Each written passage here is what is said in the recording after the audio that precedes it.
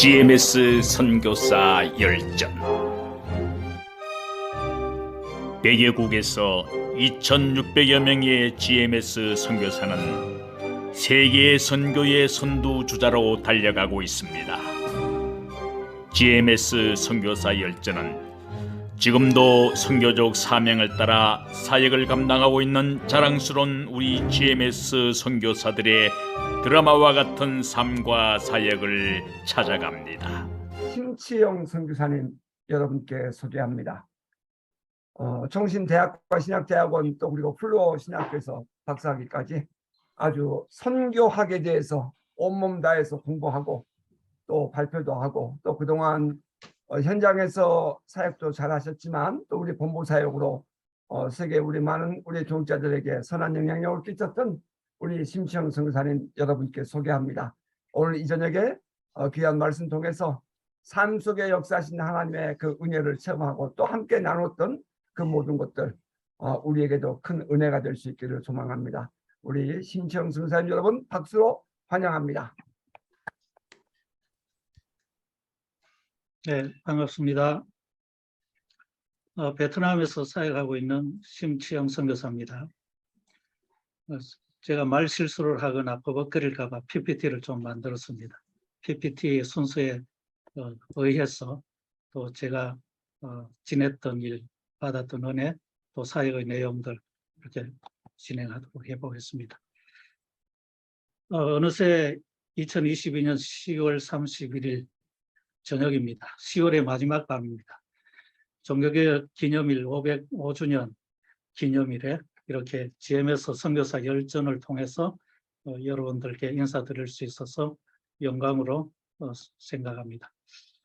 여전히 그리고 감히 선교사로 불림받기에 부족하고 미약한 사람이지만 저를 만들어 가시며 펼치신 하나님의 선교를 조금이라도 이야기하는 그런 시간이 되기를 기대하면서 살며시 제 마음 문을 열어봅니다.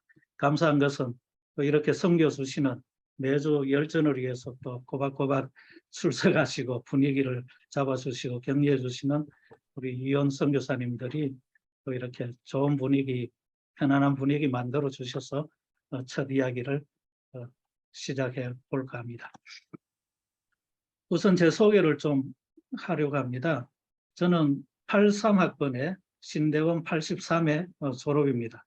성신대학과 신대원을 연이었고요. 군무 후보생이라서 또 졸업하는 그 해에 또 3월에 부산 노예에서 목산수를 받았습니다. 목산수 받고 4월부터 93년 8월까지 40개월 동안 군목으로 2사단에서 2년, 39사단에서 1년 몇 개월을 보냈습니다. 군목 제대 후에는 부의동에 있는 동원교회, 그 당시 김하진 목사님이 심우하셨던 교회입니다. 93년 9월에서 95년 5월까지 부목사로 섬겼고요. 그리고 선교지의 부름을 받고 또 선교사 후보가 되어지기 위해서 또 선교사를 찾던 서대문 교회로 가서 그 당시 김태형 목사님이 심우하셨습니다. 선교 목사로 또 95년 5월부터 97년 2월까지 교회를 섬겼습니다. 그 과정 속에 훈련도 받고요.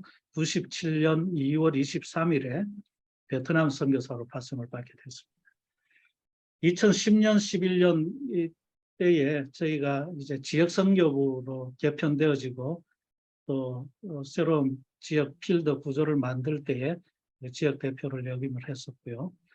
2015년 11월부터 2018년 8월까지는 본부에서 선교국장으로 불러주셔서 본부 사역을 했었습니다.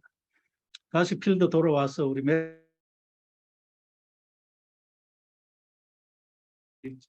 함께 계시는 여기 장한희 선교사님이 지역 대표할 때 또 코디네이터로 함께 협력했었습니다. 그리고 본부에서부터 이제 카이로스 헤드 패실테이터가 되어져서 우리 선교사님들을 위한 카이로스나 또 훈련생들을 위한 카이로스 일정들을 섬기고 있고 필드에서 또 우리 선교사님들을 위한 카이로스 훈련을 통한 재무장을 위해서 섬기고 있습니다. 현재는 여전히 베트남 선교사로 특별히 베트남에 있는 khmer족을 위한 선교사로 지금 사역 중입니다.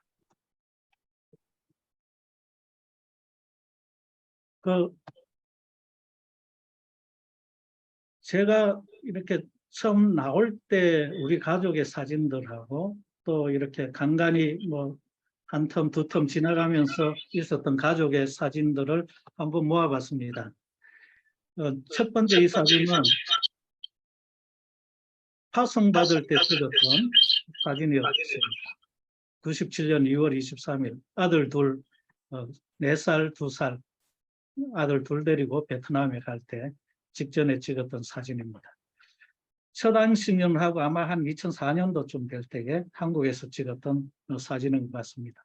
애들이 어느새 또 초등학생들이 되어 있고요. 그리고 두 번째 안식년을 제가 미국에서 풀로 공부를 하면서 했었는데 제 아내는 음악 사역을 하기 때문에 월드미션에서 또 석사과정도 했고요. 함께 온 가족이 학생 모두가 되어져서 공부할 때 사진의 모습입니다.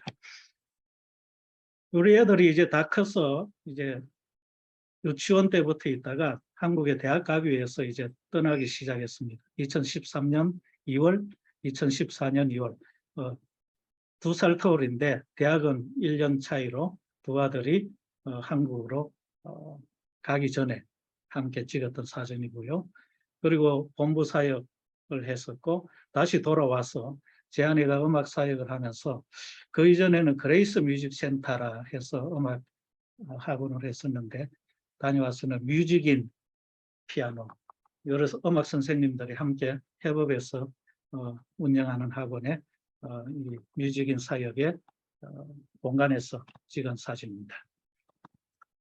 그래서 최근에 저희 가족의 모습입니다. 좀 격조 있게 한번 찍어봤습니다. 작년 10월에 한 10여 년 동안 거의 같이 찍을 사진이 없었고 또 네 가족밖에 안 되는데 사진 함께 찍는 게 힘들었는데 이제 작년에 작정하고 한국 방문했을 때 우리 애들하고 좀 폼나게 한번 찍어봤습니다.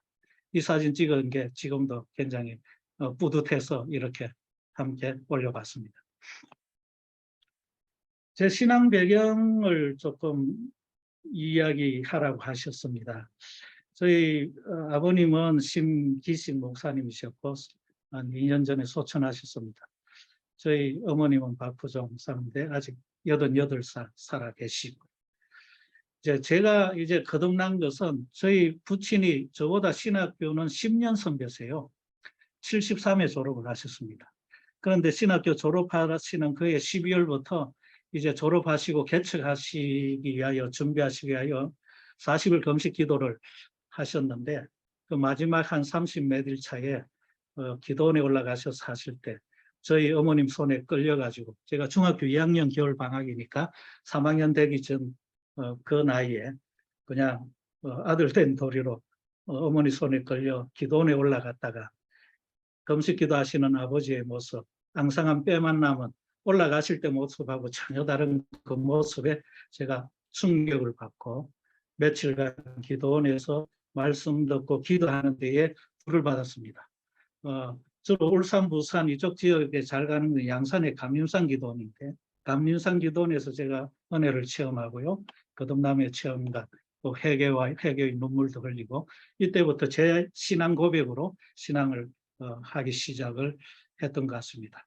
아버님 내려오셔가지고 교회를 개척하셨고 제가 가만히 있었더라면 그냥 개척하는 전도사 목회자의 아들로서 그냥 이렇게 끌려갔을 텐데 저도 기도원에서 제 신앙 고백을 하고 받은 은혜 때문에 함께 개척교회의 멤버로 같이 이렇게 중학생, 고등학생 때 열심히 신앙생활을 했던 것 같습니다. 전보동부 회장도 했고요. 또 하면서 제 친한 친구들은 전부 다 저희 교회의 멤버입니다. 주중에는 학교에서 놀고 주일에는 교회에서 노는. 이 친구 가운데 작년에 안타깝게 코로나로 먼저 부름을 받은 김강식 선교사도 있습니다. 절친인데 중학교 2학년 때부터 동창인데 하여튼 이 친구를 교회 데려가기 위하여 제가 주일 오전에 학교에 가서 김강식 선교사는 주일날 학교에 가방 들고 공부하러 나오는 친구였는데 이 친구 만나러 교회로 가기 전에 학교로 갔다가 오전에 같이 놀아주고 오후에 학생 예배 때 교회에 데리고 오기 시작해서 함께 신앙생활을 한 친구입니다. 하여튼 이런 마음으로 개척교회의 한 멤버가 됐고요. 그리고 총신대학 신학교에 가서 또 신학생으로 학업을 하면서 저한테 선교사의 여정에 굉장히 중요한 시간들을 또 걸음들을 줬던 이 동아리 MLTC라는 선교 동아리에 제가 한 3년간 2학년 때 가서 2, 3, 4학년 3년 동안 함께 공동체 훈련을 받았습니다. 저희 동아리는 MLTC 미션 랭귀지 트레이닝 서클이라 해서 원래 ECC라고 영어 회화 서클을 저희 82학번 선배들이 그걸 인수해 가지고 선교 동아리로 바꿨습니다. 그리고 저희가 처음으로 모집돼서 뽑힌 83학번 멤버들입니다. 그래서 창립 멤버 82학번과 83학번 그리고 84학번까지 저희가 한 3학번 정도가 함께 어우러져서 신대원 졸업할 때까지 선교 공동체로 저희들이 같이 훈련도 받고 또 기도도 하고 했었던 것 같습니다. 이 이야기는 또 다음에 또 나오는데 하여튼 이런 배경으로 제가 이 도중에 어떻게 다른 길 가지 아니하고 중고등부부터 또 대학까지 또 신대원까지 부름을 잘 받았던 것 같습니다.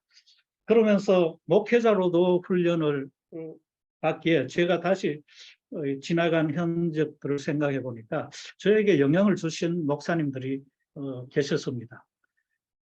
물론 저 출발점이 되고 걸음이 되어진 것은 저희 부친 아버님 목사님이셨지만 또 제가 집을 떠나서 신학을 공부하고 또 교회를 섬기기 시작하면서 저에게 영향을 주신 분은 평안교회의 이성택 목사님을 통해서 말씀 연구 또는 기도, 은밀한 기도, 침묵 기도의 어떤 깊은 기도에 대한 강조 훈련들을 평안교회에 있으면서 많이 받았던 것 같습니다.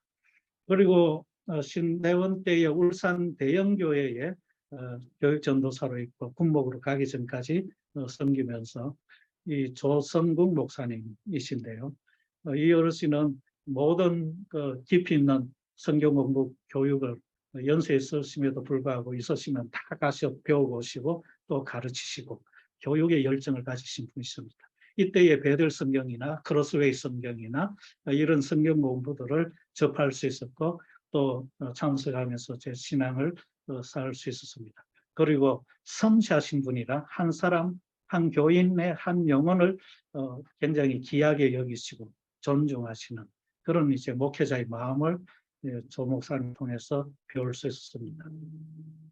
군목을 마치고 제가 구이동에 있는 동원교회 갔는데 우리 김하진 목사님을 통해서는 계획 목회를 배웠습니다. 제가 거의 이 모든 행정과 또 세가족부와 이 목사님이 필요한 모든 것들을 다 받쳐주는 역할들을 했던 것 같은데 이 목사님은 연말 되면 그 다음 해에 매주 설교와 일정들, 제목들이 이미 다 준비되어 있고 1년 내내 그 순서에 따라서 하실 정도로 꼼꼼하게 계획을 하셔서 준비되어진 목회를 하셨고요.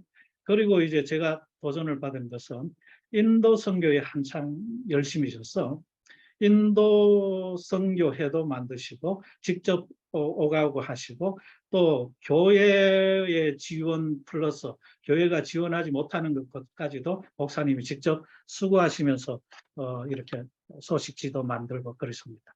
제가 또 그 돕는 일을 하느라고 많은 또 수고도 했지만 일들이 많은 가운데 뭐 이렇게 입술 터져가기도 하고 했지만 그때 제가 많이 또 선교에 대해서 배울 수 있었습니다. 그리고 선교사 후보로 또 선교 목사로 갔던 서대문 교회에서는 김태호 목사님이 계셨을 때인데 이 목사님은 세가족 전도, 총동원 전도주일, 전도 목회로 부산에서도 부흥하셨고 서대문 오셔서도 굉장히 열정적으로 교회 목회를 하셨습니다. 새벽부터 밤 11시까지 교회를 지키시는 분이셨고 또 교회의 운영과 또 이 목회자, 부목사, 또 전도사 모든 전체적인 매니지먼트 대한 부분들을 굉장히 많이 배울 수가 있었습니다. 이런 배경 속에서 목회적 훈련과 또 더불어서 선교의 훈련과 준비에 인도하심이 있었습니다. 아까 학부 때에 선교 동아리를 했는데 이 MLTC를 통해 가지고 저희는 거의 공동체라고 말할 수 있었던 것이 이 아침에 저희는 기숙사니까 아침 일어나면은 그냥 아침 새벽 기도부터 시작하겠죠. 그런데 아침 식사할 때 7시 때에 밖에서 통학하는 선배들이 전부 다 기숙사로 모여서 아침을 같이 먹습니다. 7시 반부터 9시 수업하기 전까지 저희가 동아리 모임에서 영어로 채플도 드리고 또 끝나고 나서 영어 프리토킹도 하고 또 여러 가지 이 아침 행사들이 있습니다. 그리고 12시 수업 딱 마치고 채플 끝나자마자 오면은 15분간 채플의 말씀을 가지고 기도를 합니다. 그리고 또 우르르 기숙사에 가서 같이 밥을 먹습니다. 그리고 오후 5시에 다시 모입니다. 그 사이에 저희들이 할당받은 책 읽기 또 영어 공부 뭐 이런 것들을 또 이렇게 하고 평가를 받고 선배들이 또 이렇게 관리해주고 하는 이런 훈련들을 받았고요. 금요일 저녁마다 우리 사당동 뒷산에 가서 철학 기도를 했고 상기도를 했고 방학 때도 모두 다 이 학교에 도서실에 나와서 공부하는 서클이었습니다. 하여튼 이런 이제 분위기 속에 공동체 생활을 했는데 지나고 나니까 이런 공동체 생활에 목표는 두 가지였던 것 같아요. 하나는 우리가 목사도 되고 교사도 되고 또 뭐 다양한 직종의 기독교 리더가 될 텐데 나중에 이런 공동체 정신으로 팀 선교를 하자. 그래서 지금 이 사진에 보이는 분들이 아프리카 우간다에 먼저 가시고 또 나미비아로도 가시고 사할린으로도 가시고 지금 미국의 뉴욕에 또 목회하시는 분도 계시고 또 시애틀에서 지금 노숙자 사역으로 선교하시는 분도 계시고 이 멤버들 가운데 지금 다 지금 어느 뜻에 선교하는 목사, 선교사가 되어 있는 것을 보게 되었습니다. 하여튼 이런 멤버 속에서 지나고 나니 훈련을 받았고요. 선교 준비를 위해서 40개월 동안에 제 군복 입고 있었던 시간이 사실 저에게 있어서는 사건적으로도 선교사로 부르는데 하나님이 간섭을 하셨고 또 이렇게 필드의 타문화권 선교사의 개념은 아니지만 그 당시에는 군선교 현장을 선교사로 막 부르기 시작했던 때였습니다. 그래서 군선교 그리고 군선교사 이 용어를 쓸 때에 저도 이렇게 선교 동아리에 있었기 때문에 속으로 스스로 생각할 때 선교사자의 마음으로 이렇게 선교를 연습한다 하는 이런 생각을 많이 했던 것 같아요. 그럼에도 불구하고 제가 해외 선교사로 직접 나가리라고까지는 생각을 못했지만 이런 이문들이나 아니면은 또 내무반 들어갔거나 훈련 때나 우리 사병들을 만날 때 선교사의 심정이 이럴 것이다라고 추측해가면서 제가 섬겼던 그런 과정들이 있었고요. 결정적으로는 군복 입고 있을 때 제가 3차례나 차량 충돌 사고가 있었는데 하나님이 보호해 주시고 이 3차례의 충돌 사건 속에서 저를 천국으로도 불러갈 수 있는 젊지만 이미 죽었던 목숨을 하나님이 계속 3번이나 살려주셨다라는 이런 생각을 갖게 하셨고 마음을 부드럽게 하셨는데 이제 그럴 때에 이제 아프리카 우간다로 가셨던 선배 선교사가 와서 네가 필요하다 이렇게 해서 제가 거기에 콕 껴서 선교사로 됐던 것 같아요. 헌신했던 것 같고 결심했던 것 같습니다.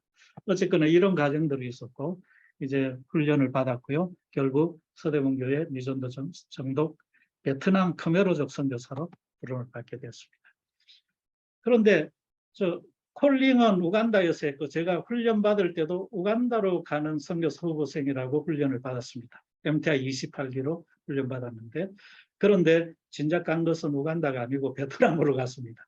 저희 서대문 교회에서는 첫 번째 선교사였고 또 첫 번째 선교사가 선교지로 갔다가 돌아와서 우리가 3년마다 계속 선교사를 보낼 텐데 우리 선교사 서대문 교회의 선교는 지금 우선적인 전략 지역이 있는데 첫 번째는 인도차이나, 두 번째는 중동, 세 번째는 중국. 그런데 중국도 92년도에 베트남과 거의 같은 시기에 한 서너 달 빠르게 수교를 했고 베트남도 92년 11월 연말에 수교를 했던 걸로 기억합니다. 그런데 중국은 아직까지 검증이 안 되고 좀 조심스럽고 중동은 아직 첫 번째 선교사로 가기에는 조금 너무 멀거나 좀 힘들고 만만한 게 베트남, 인도 차이니까 그리고 이제 막 열렸으니까 인도 차이나로 첫 번째 선교사를 보내는 게 어떻겠냐. 교회 선교국의 방향이 지금 이랬습니다. 그럼 개인적으로는 우간다에 부르심과 또 준비함이 있었고 기도가 있었습니다. 그런데 결국은 하나님이 저를 우간다도 가게 하시고 베트남도 가게 하셨고요. 그 베트남에 왔을 때 저를 맞이해 주셨던 선교사님이 지금 여기 계신 장한익 선교사님이죠. 장한익 선교사님 먼저 오셨고 또 우리 일정을 주셨는데 그때 이제 크메르족 방문을 했고 크메르족 종족 프로파일을 저희가 갖고 돌아갔습니다. 그래서 서대문교회 가서 보고를 했을 때 크메르족, 베트남에 있는 크메르족 종족 입양식도 하고 보내자 하는 걸로 과정적으로 그렇게 결정이 되었습니다. 어쨌거나 우간다로 가지 않고 베트남이 있고요. 그래서 저는 늘 아프리카, 우간다에 대한 빚진 마음들이 있는데 하여튼 베트남으로 가서 사역이 시작되어졌습니다.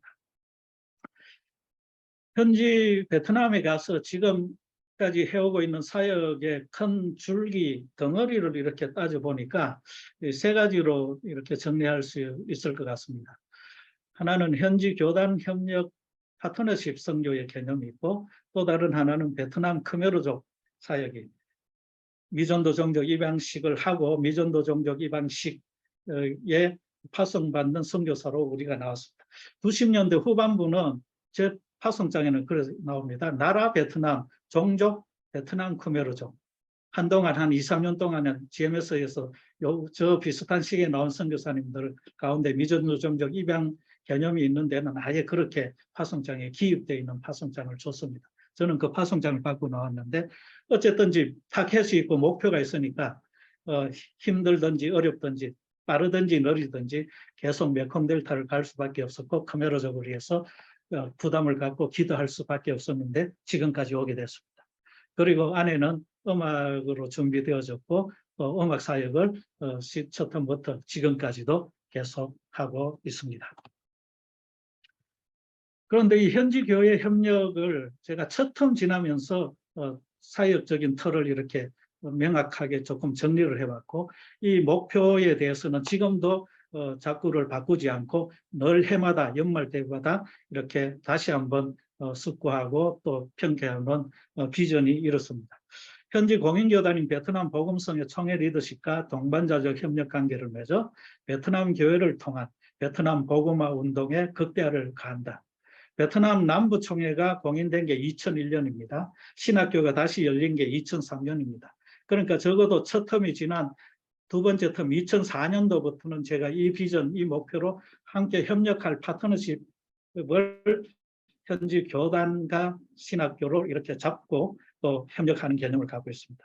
그리고 공산화 이후 한 세대 공백을 거뜬히 딛고 넘어설 수 있는 교회 지도자 및 신학생들에게 영적인 도전과 선교에 대한 열망, 예배 부흥의 영성, 베트남 사회를 리딩하는 안목과 능력을 지낼 수 있도록 가능한 청년 지원을 위해서 최선을 다한다. 그러니까 가능한 청년 지원이라 표현했어요. 저희가 중심에 서거나 주인공 되거나 뭐 그렇지 않고 또 뭐 가창한 그런 것도 아닙니다. 편하지도 않고 이름도 없고 또 늘 조연입니다. 사실은 이 지금 25년, 26년 차인데요. 요즘에는 불쑥불쑥 내가 이렇게 20년 지난 지 오랜데도 여전히 조연이고 모든 행사에 있으면은 이름도 없이 그냥 앉아 있는 이 모습에 제가 굉장히 어떤 때는 서글플 때도 생깁니다. 그럼에도 불구하고 나는 예수님이 아니라 세례요한 같은 존재라는 것을 늘 가슴에 새기면서 그림자로 조연으로 이렇게 있는 마음으로 자리를 잡고 있는 것이 지금 이 파트너십 미션의 현지 교회의 협력인 것 같습니다. 복음성을 통해서 신학교를 통해서 있습니다. 그리고 사실은 더 중점적인 사역인데요. 미전도 종족 또 베트남에 있는 크메르족 사역을 위해서 지금 눈에 보이지 않는 한 10년간의 세월이 있었고 또 작은 구름이 낀 또 10년간이 지났고 지금은 이제 뭔가 이렇게 가시적인 처소와 교회와 사역자가 있는 최근에 한 텀 정도의 모습으로 나눌 수 있을 것 같습니다. 제가 한 텀을 지나면서 비전을 이렇게 정리를 했던 것 같아요. 베트남 남부에 거주하는 크메르족 150만 명 중 불과 3천여 명의 정도의 신자를 가진 메콩델타 크메르족 복음화에 힘쓴다. 베트남 복음성의 총회와 메콩델타 지역의 공인교회와 관계 중심적 선교 협력 체제를 구축하여 크메르족에게 복음을 전하고 크메르 사역자를 양성하며 자치자전 자립이 가능한 크메르족 센터 교회를 세우기까지 전력을 다한다. 많은 교회도 아니고 여러 사역도 아니라 크메르족 자치자전 자립이 되는 크메르족 모교회 센터 교회만 세워줘도 그것이 내가 이 크메르족 사역의 마지막 피니시다라는 이런 이제 목표를 첫 텀 지나면서 그 끝을 그렇게 정리를 했던 것 같습니다. 이 일을 위해서 공인교회와 협력한다. 왜 공인교회냐? 합법적으로 우산이 될 수 있고 또 크메르족 소수종족에게 교회 개척과 교회의 발전을 위해서는 이 베트남 안에서는 합법성을 갖추지 않으면 함께 가지 않으면 곧 쓰러지거나 곧 박해를 받거나 곧 무너질 수밖에 없기 때문에 합법성이 굉장히 중요합니다. 그래서 이미 합법적인 종교 법인이 되어진 베트남 교단의 우산 속에 크메르족 교회가 또 목회자들이 그리고 이 처소들이 성도들이 확장되어지는 모습을 그렸던 것 같습니다. 그것이 지금도 변함없이 오고 있고요. 공인교회 협력을 해서 크메르족 지도자들, 목회자들을 양성하고 또 그들을 통해서 크메르족 처소가 개척되어지면서 메인되는 센터 교회가 되어지면 좋겠다. 그런 방향입니다. 이 이야기는 한 번 더 좀 다시 준비를 했고요. 제 아내가 이제 음악 사역을 통해서 지금 2004년도 안식년 끝난 다음 2005년도부터 음악 사역을 음악원 공간을 가지면서 하기 시작했습니다. 그리고 이때부터 공간이 있기 때문에 신학생들이 저희 음악원에 와서 야간 수업으로 음악 선택 과목으로 수업을 시작했습니다. 2005년도에 입학한 신학생들부터 계속했습니다. 그런데 2011년도에 저희가 안식년 끝나고 들어왔을 때 신학교 건물이 건축되어져서 이제 음악원이 했던 신학생들 클래스가 신학교 안에 들어가서 지금 매주 월요일, 화요일 이렇게 가서 신학생들을 위한 건반교육, 음악교육을 지금 계속하고 있습니다. 그래서 제 아내는 2005년도부터 지금까지 베트남 현지 교단의 신학생들을 위한 음악 사역을 계속하고 있고 또 개인적으로는 뮤직인 피아노 학원 사역을 하고 있고 또 청소년 오케스트라 한인 사회를 위한 또 오케스트라 사역도 하고 또 주일날 반주도 하고 별 시간을 이렇게 굉장히 바쁘게 사용하고 또 힘들게 또 분주하지만 쉴 틈 없이 사역하는 그런 이제 사역자 중에 한 사람이 되었습니다. 그런데 이 음악 사역과 이 음악원의 사역에 나는 또 수입도 있어서 이 재원들이 사실은 제가 이 함께 지금 사역하는 종족 사역이나 아니면 미션 플랜팅 사역에 큰 힘이 되어지고 후원도 되고 있는 그런 은혜도 제가 입고 있습니다. 그냥 사역의 방향만 이야기했는데요. 제가 미전도 종족 입양 사례로서 제가 근 한 20여 년 지나는 긴 기간 동안 베트남에 있는 크메르족 사례로 한번 정리가 필요하겠다 이런 생각이 듭니다. 그래서 줄기를 잡아봤는데 이 데이터들을 좀 모아서 책자로도 조금 이렇게 나와서 공유를 해도 좋겠다라는 생각을 조금 요즘 뒤늦게 좀 갖고 있습니다. 저희가 96년도에 첫 그 크메르족이 있는 메콩델타 땅을 밟았습니다.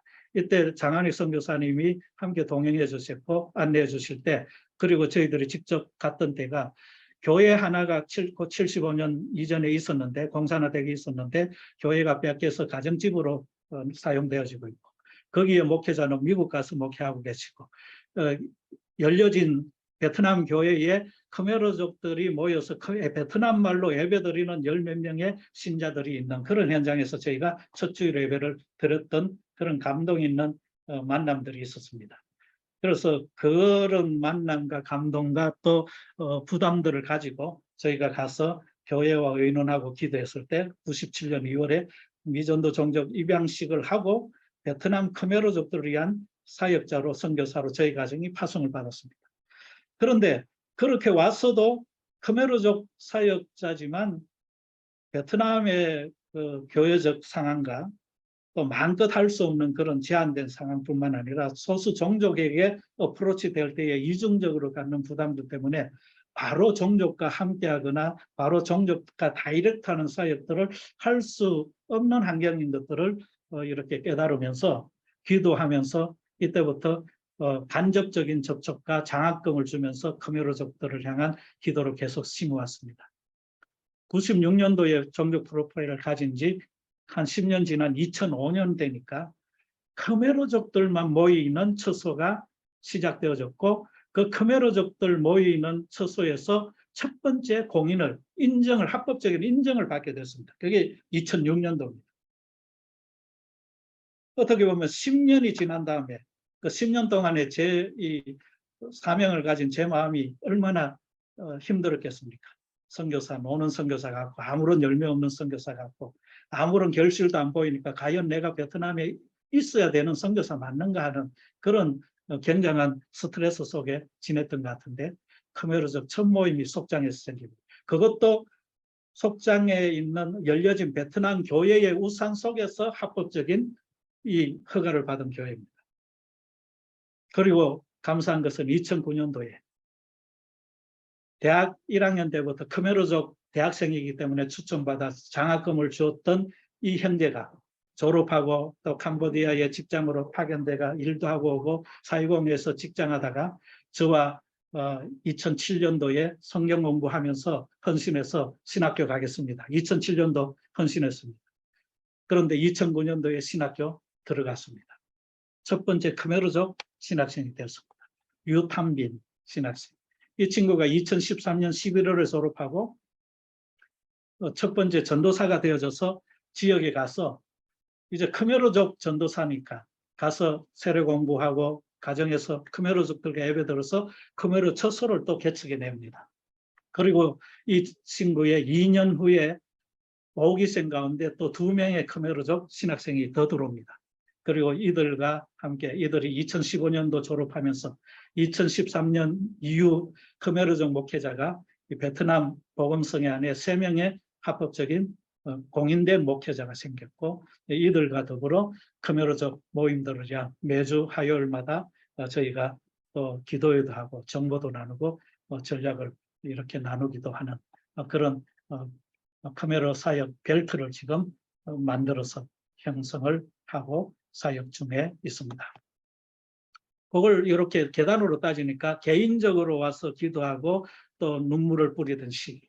2005년에 처소가 khmer족들만 khmer 말로 예배드리는 처소가 생겼고 khmer족 목사가 3명이 만들어졌고 이제는 khmer족 지호이 아직 지호이가 2월 답을 준다 했는데 아직 못 받고 있습니다. 여름이 지나가도 못 받고 있습니다. 성탄 전에 이 khmer족 공인된 khmer족으로 지호이라는 말은 그 자립된 공인된 교회를 말하는데 아직까지 처소 수준이고 이 합법적으로 공인받은 khmer족 교회가 아직 목에까지 찼는데 허가를 못 받고 있습니다. 올 연말 안에 아니면은 내년 때 전에 베트남은 2월 구정 때까지는 연말이니까 정부의 지역 정부의 허가가 있기를 지금 간절히 기도하고 있는데 하여튼 이렇게 지금 20몇 년을 흘러가니까 하나님이 조금 가시적인 걸 보여주셨습니다. 그럼 이것이 어느 지역이냐? 이 베트남의 길쭉한 가운데에 khmer 땅과 연결되어 있고 남쪽에 있는 메콩 델타 지역, 빨간 속에 둥근 부분이고요. 거기에 이 십자가 있는 이런 지역에서 지금 khmer 말로 예배드리고 khmer인들만 모이는 교회가 있는 지역들이 이렇게 분포가 되어 있습니다. 그리고 이들을 위해 섬기는 목회자 3가정이 4기생, 5기생 둘 이렇게 있고요. 모이는 데가 품위, 다이땅, 화탄 등등 이렇게 10군데의 카메라 사람들이 모이는 곳이 있습니다. 뭐 제가 사진을 올려야 되나 말아야 되나 조금 이렇게 고민을 했는데, 왜냐하면 저희 카메라적 사역이 아직 처소와 공인 전에 조금 이렇게 델리케이트한 문제가 있어서 이렇게 얼굴을 같이 해도 되나 고민을 좀 살짝 하긴 했습니다만은, 이미 사실은 담당자들은 다 우리를 관리하는 분들은 알고 계시기 때문에 이 정도는 알려진 비밀이라 생각하고 그냥 제가 사진을 같이 올렸습니다. 이렇게 해서 세 가정의 카메라적 목회자와 저희 가정이 카메라적 사역자다. 뭐 그렇게 저희들이 모임도 갖고 정체성을 나누고 있습니다. 그리고 카메라적 목회자의 가정이 제일 선배가 빈 목사고, 이번 10월부로 지금 한 달째인데요. 속장에 있다가 짜빈으로 옮겼습니다. 새로 이제 지역이 되고, 그리고 속장성의 까라이 목사, 긴장성의 이 타 목사, 이렇게 해서 카메라적 목회자가 3명이 되어져 있습니다. 그리고 감사한 것은 작년 연말에 카메라 성경이 필요하다. 카메라 목회자가 있고 카메라 신자들이 있고 카메라 말로 예배를 드립니다. 캄보디아에 성경이 있습니다. 그런데 이때까지 캄보디아에 가서 프놈펜에서 성서공회 성경을 이렇게 얻어서 몰래 가져와 가지고 보급을 하고 했는데, 사실은 베트남에서는 불법 불온서적이 되는 거고, 왜냐하면 허가 없이 그냥 밀반대가 밀수된 성경이기 때문에 그렇습니다. 그래서 작년에 우리가 카메라 온라인 코로나 때에 카메라적 기도회를 매주 하는데, 그때 우리도 합법적인 성경을 가지고 오면 좋겠다. 성경을 구할 수가 없거나 뭐 다른 이유가 아니라 베트남이 인정해준 성경을 가지면 좋겠다. 이런 이제 기도 제목이 생겨서 작년에 함께 제가 한국 방문했을 때 건강을 위해서 갔는데 지금 헌금이 모금되어졌고, 올해 6월 달에 다 인쇄 끝나고 봉헌식을 우리 총회에서 오시고, 또 카메라적 집중되어 있는 속장교회에서 이 주변에 이런 목회자들과 카메라적 사역하는 분들을 다 모시고 카메라 성경 봉헌식도 최근에 했었습니다. 눈에 보일 정도로 이런 일들이 지금 베트남에서 일어나고 있습니다.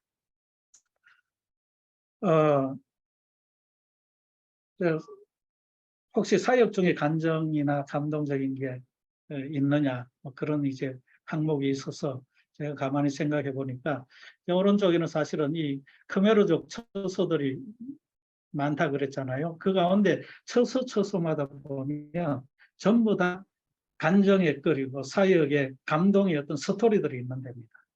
이 화탄 처소는 이 집이 개인 집인데 지금은 이렇게 새 건물로 이렇게 새로 건축했습니다. 여기 자기 거실에 그냥 이렇게 한 10몇 명 이렇게 모여지는 자기 집을 내줘서 예배를 드리는 그 처소였는데, 이 집을 내주시는 이 가정에서 우리가 저 뒷마당으로 가족 집을 다 뺄 테니까 이 거실과 방을 다 허물어 가지고 예배 처소로 만들어 주십시오. 그러면은 우리가 좀 더 넓은 공간에서 쾌적하게 예배를 드릴 수 있겠습니다. 우리가 우리 집을 내놓겠습니다 해서 이 집의 이렇게 깨끗한 예배실로 바뀐 사진은 뭐 공간이 부족해서 못 썼습니다만은, 이런 가정집이 교회로 바뀌는 그런 스토리가 있고요. 그런데 이런 가정 속에 이 집에 있는 사이가 이 섬기고 예배를 안내를 한다고 그 마을 사람이, 카메라적 마을입니다. 큰 사원이 바로 옆 근처에도 있고, 마을 사람들이 이 가족들이 없는 데 집을 불살러 가지고 집도 불타기도 하고요. 이곳에 예배 드리는데 밖에서 돌을 던져가 이 문짝에 돌이 맞기도 하고 창문 안으로 돌도 들어오기도 하고요. 이런 어려움들이 있는데 결국은 여기도 예배처. 그런데 아직 교회로는 공인은 못 받고 있습니다.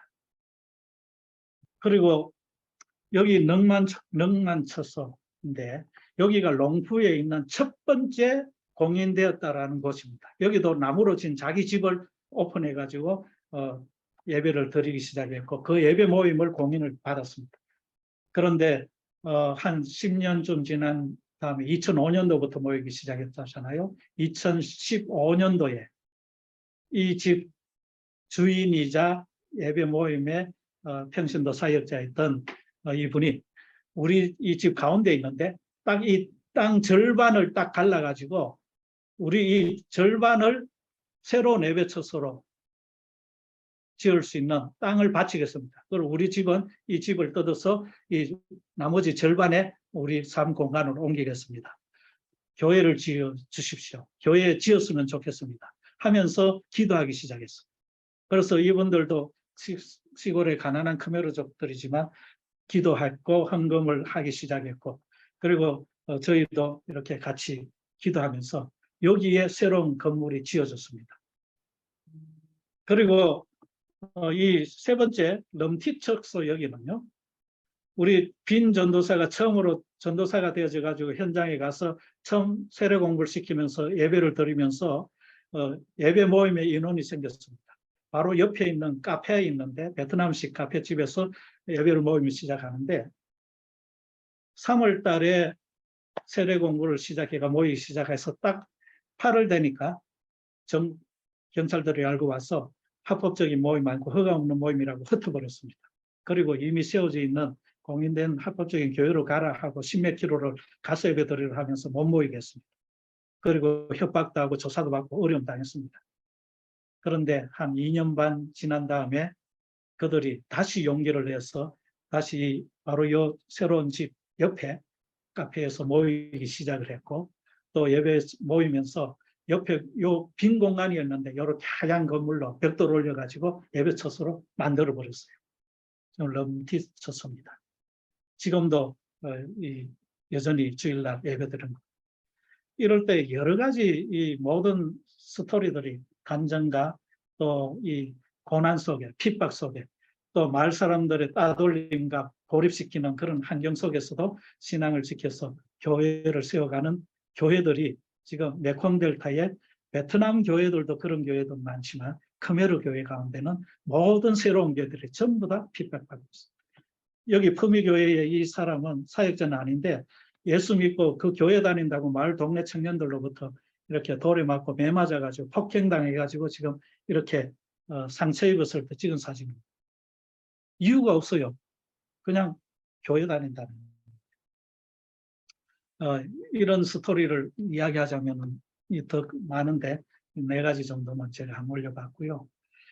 그리고 선교 사역하면서 제일 행복했던 때, 나름 깊은 때가 언젠가, 아니면 제일 가슴 아플 때가 언젠가, 가끔씩 이렇게 한국에 있는 우리 청년들이나 교회로부터 그런 물음을 이렇게 제가 듣곤 하는데, 최근 들어 생각해 보니까 제일 가슴 아픈 때가 사실은 작년이었습니다. 우리 김광식 선교사, 우리 이동백 선교사님도 너무 잘 아시겠습니다. 같은 지역에 있었고, 이제 저와 같은 동창이고, 저 따라 교회 나오면서 예수 믿고, 가정에 한 명도 예수 믿는 가정이 아니었기 때문에 교회 나오면서 어려움도 많이 당하고 핍박도 많이 당했지만, 그래서 늘 우리 집에서도 자고 갈 때도 많았고요. 우리 집에서 같이 자고 우리 집 도시락 사가 학교 가기도 하고 막 이랬습니다. 이런 친구였는데, 그리고 내가 신학교 오면서 자기도 이제 따라서 신학교도 오고, 내가 목사 되고 나니까 또 있어서 자기도 목사 되고, 또 제가 신고서 나오고 나니까 자기도 따라서 선교사 나오고 하니까, 사실은 친구지만은 내 분신과 같은 느낌에 굉장한 어떤 우리 김광식 선교사만 만나기만 해도 얼굴만 봐도 그도 좋고 너무 이 형제 같은 분신 같은 그런 이제 동력자죠. 그래서 작년에 불러가셨는데, 사실은 제가 최근까지 굉장히 힘들어서 한 1년 힘들었고요. 또 3, 4월 때는 저도 굉장히 나름 또 우울증도 오고, 그렇게 해서 사실 내년도는 내가 더 이상 이런 마음으로는 울적한 마음 사역 계속하겠나, 인터벌을 좀 갖고 좀 쉬자, 정신적으로 쉬었으면 좋겠다, 안식년 했으면 좋겠다는 마음이 상반기에 가득했었습니다. 그래서 내년 1월부터는 조금 이렇게 나도 쉬어야 되겠다 하는 마음으로 모든 스케줄도 안 잡고 그냥 이렇게 공간을 만들고 싶었고 여유를 갖고 싶었는데, 다행히 하나님이 여름 지나면서 조금 회복시켜 주셔가지고 지금 안식년에 대한 문제는 조금 이렇게 단단해져 있는 상황입니다. 어쨌거나 이 부르심에 대해서 나의 죽음 같았고 나의 사역의 종말 같았고 나도 이 정도로 부르실 수 있고 불러가신다면 여기에서 마무리를 해야 되는 거 아닌가 하는 동일한 생각 속에 많은 생각들을 하면서 또 다른 각도에서 선교적 고민들을 했었던 지난 한 1년이었던 것 같다는 생각이 듭니다. 그런데 최근에 다시 제가 좋았던 기억들을 되살리는데 이것을 되살려 보면서 이것이 우리 김강식 선교사를 먼저 불러가신 하나님의 마음일 수도 있고 또 뿌려진 씨앗이 있겠다라는 그런 생각이 들어서 또 위로를 받아서 제가 이 두 가지를 함께 묶어놨습니다. 이 그림은 되어 있지만 이 그림하고 내용은 상관없는데 제가 이 곡 하나를 제일 기쁘고 보람 있는 건 뭐냐면은 제가 우리 현지 베트남 청년으로부터 작사, 작곡해서 나에게 정정한다. 심치영 성지영 선교사님께 바칩니다 하고 저한테 저희 가정을 위해서 생각하고 기록하고 보내준 곡입니다. 그래서 이 친구의 가사 곡을 뭐 다는 아니지만은 잠시만 한번 틀어보겠습니다. 왼종이야라는 형제입니다.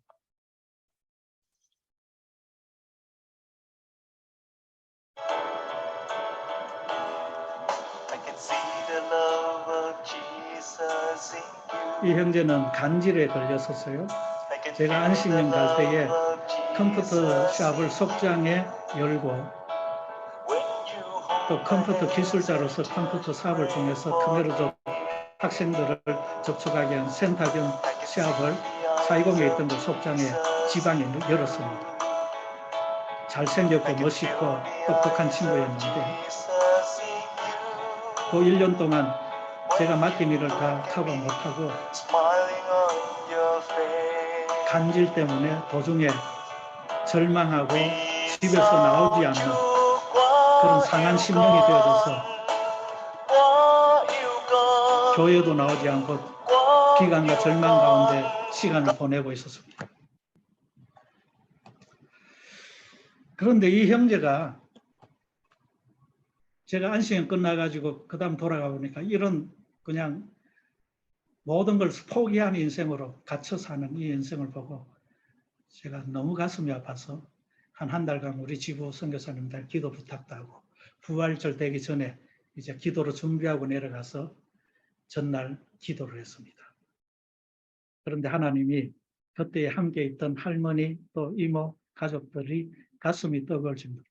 그리고 이 형제가 뜨겁게 통성으로 기도하는 그 기도 소리에 하나님에 대한 부르심의 터치를 느끼고 부활주일날 교회 나오겠다. 한 6개월 지난 다음에 집에 집계했던 이 친구가 아무것도 나오지 않겠다. 왜냐하면 나갔다가 그냥 쓰러지면은 자기가 몸이 비틀려 가지고 그냥 바닥을 기어야 되고 막 어떻게 할지 모르는 이런 상황이 자기 스스로가 너무 절망스럽고 안타까우니까 희망이 없으니까 그렇던 형제였는데 부활절 교회에 나왔습니다. 그리고 주님 앞에 회복에 대한 꿈을 갖고 기도를 하기 시작하더라고요. 그래서 제가 한 달 정도 호치민보다 조금 시원한 붕다오 해변가에 와서 요양 좀 하자. 한 달을 불렀습니다. 숙소를 마련해가지고 요양을 하기 시작하고 제가 사이공에 있으면서 130km 정도 됩니다. 차로 가도 2시간 반, 3시간, 왕복 한 5시간 이상 걸리는 데인데 격일로 가서 30분 기도해주고 돌아오고 했습니다. 한 달을 딱 그러니까 이 형제가 조금 많이 회복되어지고 4월달, 5월달 그랬는데 7월달에 미국에 가는 비자 아버님이 있어가지고 비자를 갖고 가는데 간질이 있으면 못 가거든요. 비자 안 되거든요. 그런데 건강검진에 간질이 잡히지 않고 미국에 가서 지금 결혼하고 찬양 사역자로 사역을 잘하고 있습니다. 그런데 이 형제가 그때 회복되어지고 글을 쓰고 가사를 적고 곡을 만들어가 불러줬습니다. I can see Jesus in you. 당신 안에서 제가 예수님을 보고 느낄 수 있고 만날 수 있다는 그런 감정이 담긴 기도였습니다.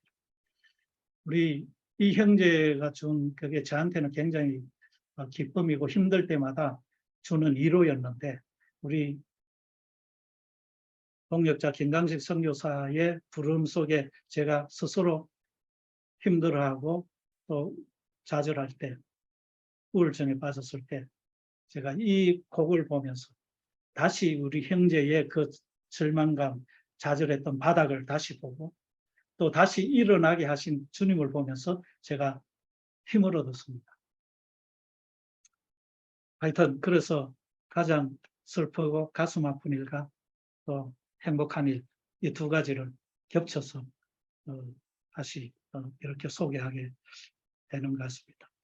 이 시간을 통해서 또 이걸 준비하면서 제가 다시 정리하면서 저에게 주신 또 회복시키시는 하나님의 터치를 또 제가 느끼며 또 감사한 마음들이 있는데, 하여튼 다른 건 모르겠는데 이 시간을 이렇게 이 타이밍에 하게 하신 김부시 선교사님의 부르심의 제 혜택은 바로 이런 저의 영적인 회복이다, 이런 생각 때문에 감사한 마음도 전합니다. 저의 사역의 방향은 이미 이야기했고요. 현지 교단과의 협력, 또 선교적 돌파, 커뮤니티를 향한 사역, 그리고 2010년 이후로 제가 우리 지부나 또 지역 선교부나 우리 본부나 또 우리 선교사님들 필드를 생각하고 중보할 때는 함께 선교를 심는 미션 플랜팅의 사역을 위해서 같이 이렇게 동역하는 선교사가 되면 좋겠다, 그런 일들을 위해서 기여하면 좋겠다는 이런 생각들을 많이 갖고 있습니다. 그래서 저를 생각하시면서 혹시 기도를 하신다면 베트남 사역을 위해서, 또 삶으로서의 선교를 위해서, 그리고 미션 플랜팅을 위한 기도로 이렇게 많이 함께 기도를 붙여주셔도 좋겠다, 감사하겠다는 그런 마음 같이 전하고 싶습니다. 이 정도 이렇게 나누면서 제 PPT를 통한 이야기들 이렇게 마무리할까 싶습니다. 네, 감사합니다.